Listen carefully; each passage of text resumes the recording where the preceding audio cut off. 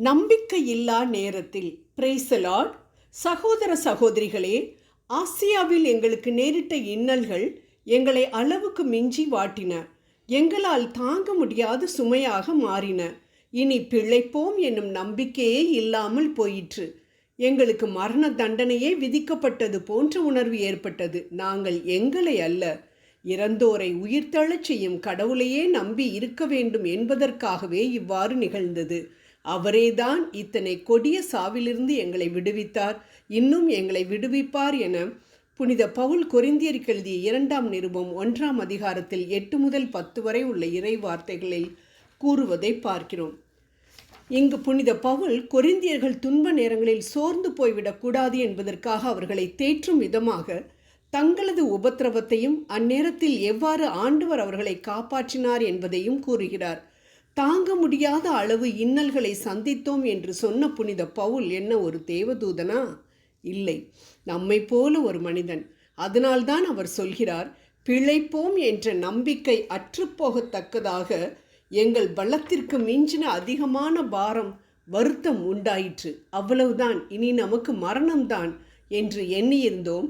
ஆனால் அப்படிப்பட்ட மரணத்திலிருந்தும் ஆண்டவர் எங்களை தப்புவித்தார்.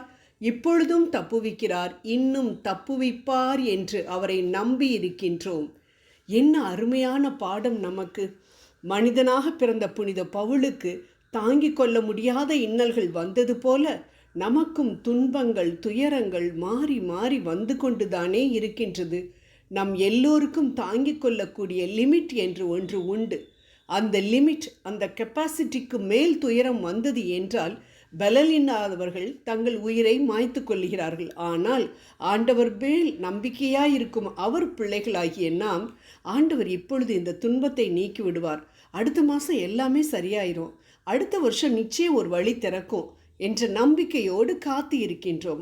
ஆனால் துன்பங்கள் சேர் போட்டு வீட்டில் அமர்ந்திருக்கிறதையும் விலகுவதற்கான அறிகுறிகளே தென்படவில்லை. மாறாக புது புது துன்பங்கள் கஷ்டங்கள் நம்மை புயல் போல தாக்க ஆரம்பிக்கும் பொழுது ஆண்டவர் மேலுள்ள நம் நம்பிக்கையும் காற்று போன பலூன் போல கீழே விழுந்து விடுகிறது, ஆட்டம் கண்டு விடுகின்றது. போதும் ஆண்டவரே, ஆண்டவர் ஆண்டவர்னு சொல்லிட்டு நம்பியிருந்ததெல்லாம் போதும், அல்லும் பகலும் அவர்தான் கதி என்று கிடைக்கின்றோம்.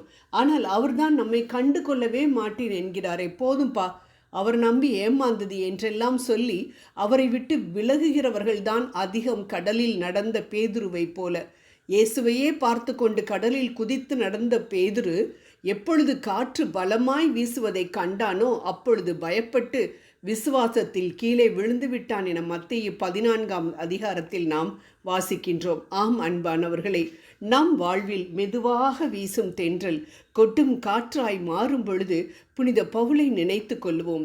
நம்பிக்கையே இல்லை, மரணம்தான் என்று சொன்ன புனித பவுல், இப்படிப்பட்ட மரணத்தினின்று எங்களை முன்னே தப்புவித்த தேவன் எங்களை இப்பொழுதும் தப்புவிப்பார் என இழந்து போன நம்பிக்கையை உயிர்ப்பிக்கின்றான்.